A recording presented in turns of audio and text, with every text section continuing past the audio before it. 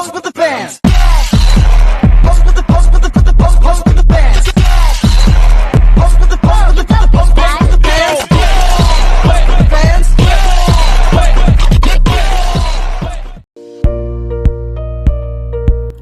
Selanjutnya, pada jurnal khusus, terdapat semua pencatatan transaksi pembelian atau penjualan secara kredit. Seperti pada 1 Maret, terdapat transaksi pembelian laptop dari PT Komputer Mandiri dengan total harga 850 juta secara kredit dengan termin 2/10 N/30. Kemudian, di tanggal 12 Maret, perusahaan membeli laptop dari PT Global Teknologi dengan total harga 664 juta secara kredit dengan termin 2/15 N/45. Serta di tanggal 27 Maret, perusahaan membeli laptop dari PT Sentosa Komputer seharga 516 juta secara kredit dengan termin N/30. Semua transaksi tersebut dicatat pada akun pembelian sebagai debit dan utang dagang sebagai kredit pada jurnal pembelian. Sedangkan pada jurnal penjualan, mencatat transaksi penjualan secara kredit pada perusahaan. Pada tanggal 2 Maret, perusahaan menjual 50 laptop kepada PT Maju Bersama dengan total harga 600 juta secara kredit dengan termin 2/10 N/30. Kemudian pada 14 Maret, menjual 40 laptop kepada CV Teknologi Modern secara kredit dengan termin 2/10 N/30 dengan total penjualan 520 juta.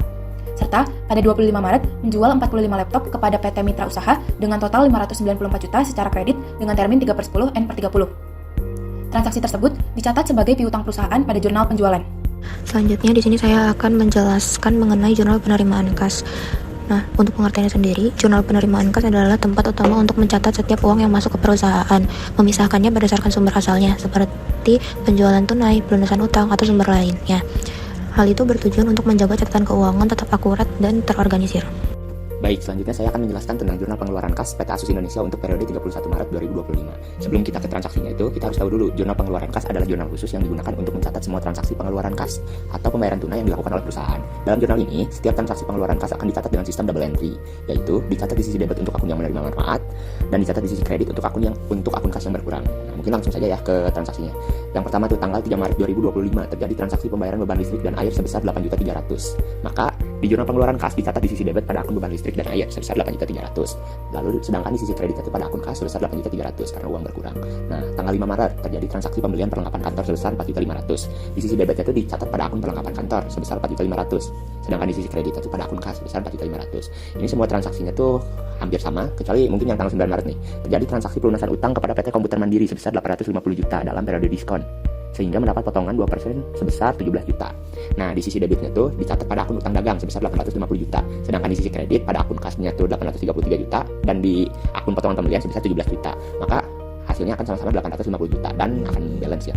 Lalu semua transaksi ini dari tanggal 1 sampai 31 dijumlahkan, maka total debitnya itu akan menjadi 2.324.100.000. Di sisi kreditnya juga sama, 2.324.100.000. Maka hasilnya akan balance. Baik, di sini saya akan menjelaskan mengenai buku besar. Buku besar adalah kumpulan akun-akun yang digunakan untuk mencatat dan meringkas transaksi keuangan setelah dicatat di jurnal. Setiap akun dalam buku besar menunjukkan saldo awal, mutasi debit kredit, dan saldo akhir selama periode tertentu. Nah, ini adalah contoh mencatat transaksi keuangan pada buku besar. Selanjutnya ada buku besar sesudah penyesuaian. Ini adalah buku besar yang telah diupdate dengan jurnal penyesuaian pada akhir periode. Jurnal penyesuaian dibuat untuk memastikan bahwa pendapatan dan beban diakui pada periode yang tepat atau biasa disebut prinsip akrual. Nah, ini adalah akun-akun yang termasuk ke dalam buku besar sesudah penyesuaian.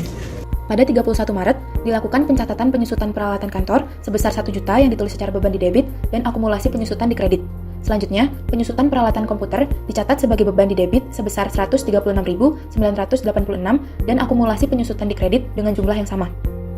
Pada kewajiban membayar asuransi di bulan Maret, dicatat sebagai beban di debit dan asuransi dibayar di muka sebagai kredit dengan total 2 juta. Selanjutnya, perlengkapan tersisa di akhir bulan sebesar 3.500.000 yang artinya telah terpakai sebesar 7 juta. Dicatat beban pada debit dan perlengkapan sebagai kredit. Serta terdapat biaya gaji yang masih harus dibayar sebesar 28 juta yang dicatat sebagai beban di debit dan utang gaji di kredit. Sehingga didapatkan total saldo pada jurnal penyesuaian sebesar 38.136.986 di debit dan jumlah yang sama di kredit.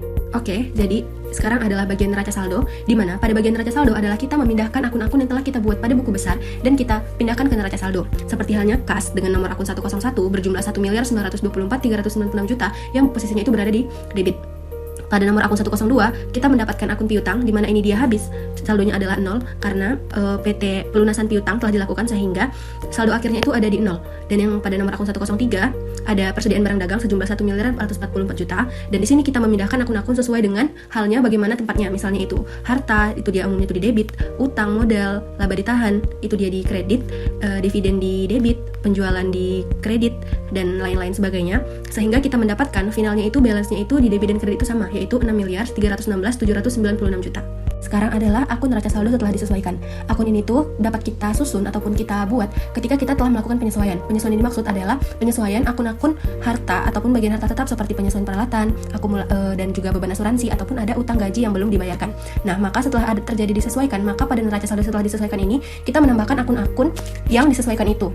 Seperti sebelumnya pada neraca saldo sudah kita buat, maka di akun neraca saldo setelah disesuaikan ini kita hanya menambahkan akun-akun yang belum ada pada neraca saldo tetapi telah dilakukan penyesuaian, sehingga ada beberapa seperti utang gaji dan beban peralatan dan juga lain sebagainya, sehingga kita mendapatkan total final debit dan kreditnya adalah 6.345.932.986 juta, dimana ini tuh dia berbeda dengan akun neraca saldo sebelum disesuaikan, dan lebih banyak total saldo pada neraca saldo setelah disesuaikan, karena kita menambahkan beberapa akun yang telah disesuaikan ke neraca saldo yang setelah disesuaikan ini.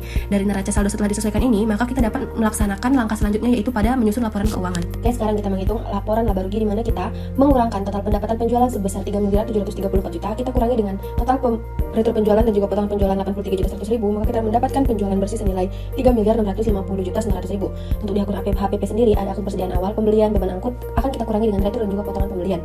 Maka kita mendapatkan pembelian bersih itu senilai 2.030 juta dikurangi dengan beban angkut dan juga dikurangi retur dan juga potongan pembelian, maka hasilnya adalah 1.941.704.000. Untuk BTUD sendiri cara menghitungnya itu tuh dengan menotalkan persediaan awal dengan HPP.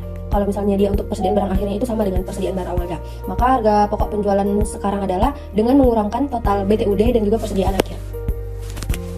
Supaya kita mendapatkan total laba bersih, maka kita harus menjumlahkan total si penjualan bersih ini, kita kurangi dengan HPP, lalu kita jumlahkan dengan pendapatan dan juga kita kurangkan dengan beban, maka kita mendapatkan laba bersih senilai 1.537.759.14 rupiah. Untuk laporan yang kedua adalah perubahan modal, di mana kita membuat akun modal saham senilai 300 juta, akan ada laba ditahan pada saldo awal itu senilai 1.628 juta, kita tambahkan dengan laba bersih yang ada pada laporan laba rugi, maka kita mendapatkan totalnya itu 3.125.759.14 rupiah, kita kurangi dengan dividen, maka hasil akhirnya itu saldo akhirnya adalah 2.665.759.14 rupiah. Nah, untuk kita ketahui akun total ekuitasnya itu kita totalkan. Selanjutnya kita menyusun laporan posisi keuangan, di mana di sini ada 3 akun yang kita susun, yaitu akun aset, liabilitas dan juga ekuitas, di mana aset yang kita ketahui dibagi menjadi 2, ada aset lancar dan aset tetap, di mana keduanya ini memiliki total 3.501.759.14 rupiah, sedangkan di akun liabilitas ada 2 akun, utang dagang dan utang gaji, sedangkan di ekuitas ada modal saham dan juga laba ditahan yang ada pada laporan perubahan modal, maka total keduanya adalah sama, yaitu 3.501.759.14 rupiah. Selanjutnya adalah laporan arus kas atau cash flow, di mana di sini kami menggunakan metode tidak langsung, sehingga kami menambahkan akun laba bersih.